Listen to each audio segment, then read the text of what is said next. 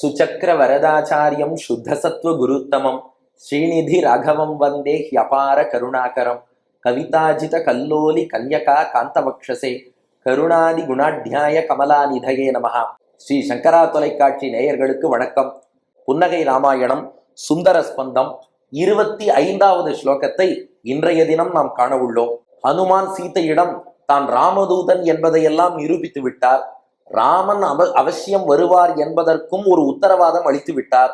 எல்லாம் பண்ணிட்டு இருந்தாலும் ஒரு வார்த்தை தான் கேட்க வேண்டும் என்பதற்காக, ஏன்னா நாம நினைப்போம் இல்லையா, இவ்வளவு தூரம் வந்தான் இவன் அழிச்சுன்னு போறேன்னு ஒரு வார்த்தை கேட்கலையேன்னு நாம நினைச்சிடக்கூடாது இல்லையா.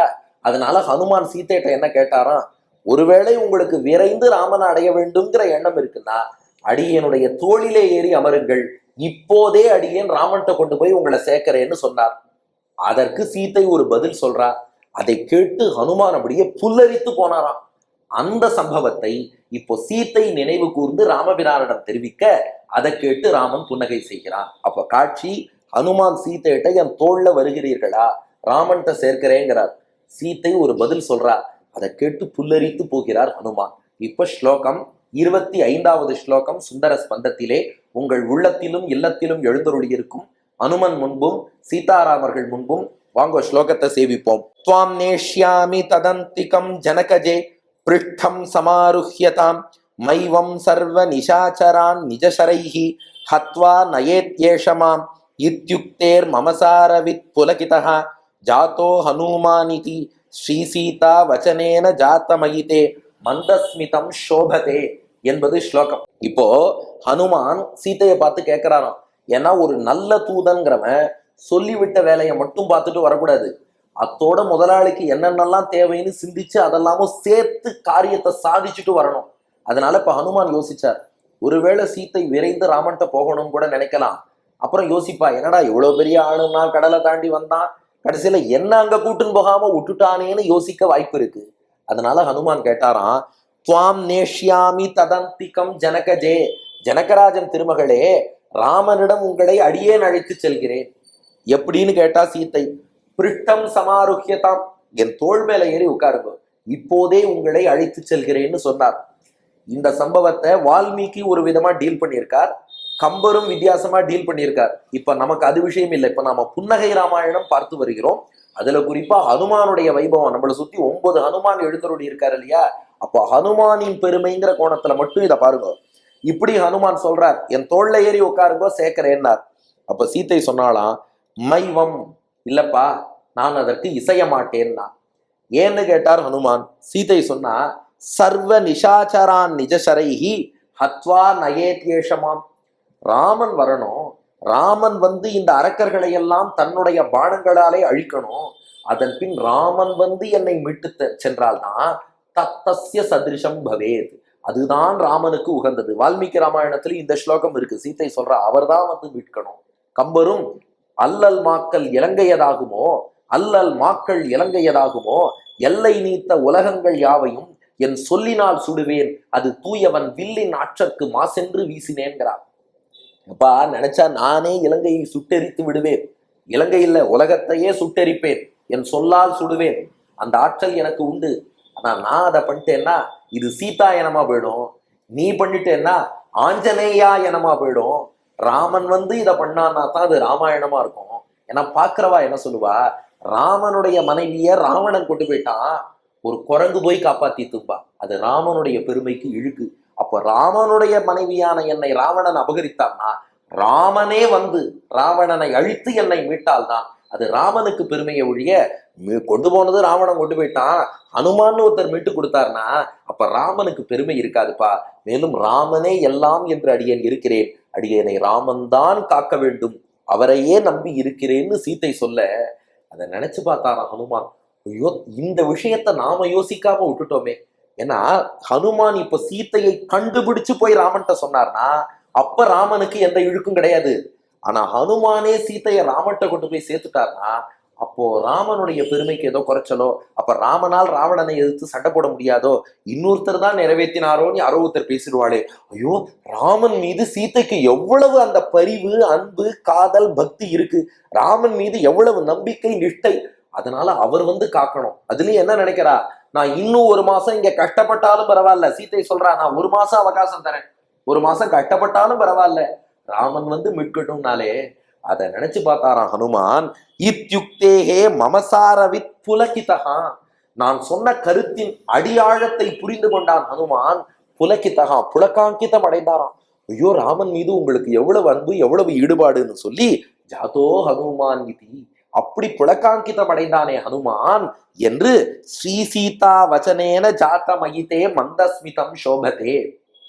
இப்படி ஹனுமான் புலகாங்கிதம் அடைந்ததை, மெய்சிலிர்த்து போனதை ராமா சீத்தை உன்னிடம் சொல்ல அதை கேட்டு நீ புன்னகை செய்தாய் என்பது இந்த ஸ்லோகத்தின் கருத்து. அப்ப திரண்ட பொருள் என்னன்னா, ஹனுமான் சீத்தையிட்ட என் தோளில் அமருங்கள், உங்களை ராமன்ட்ட சேர்க்கிறேன்னார்.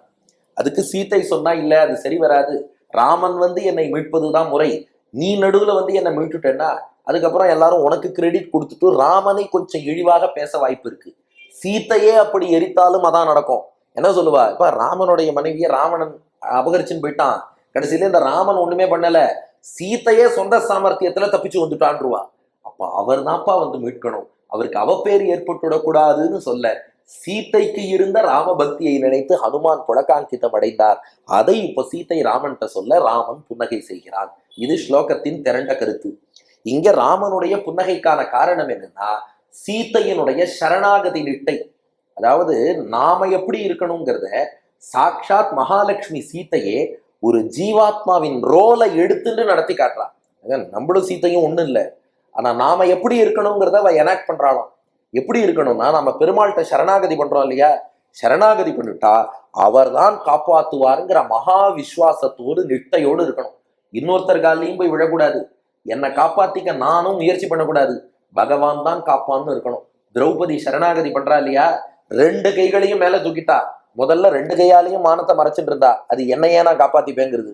அதுக்கப்புறம் நீ பாதி நான் பாதிங்கிற மாதிரி ஒரு கையால மானத்தை மறைச்சிட்டு ஒரு கையால கிருஷ்ணனை கூப்பிட்டா, அதுவும் இல்ல, அப்புறம் 2 கையும் மேலே உயர்த்தினாள்.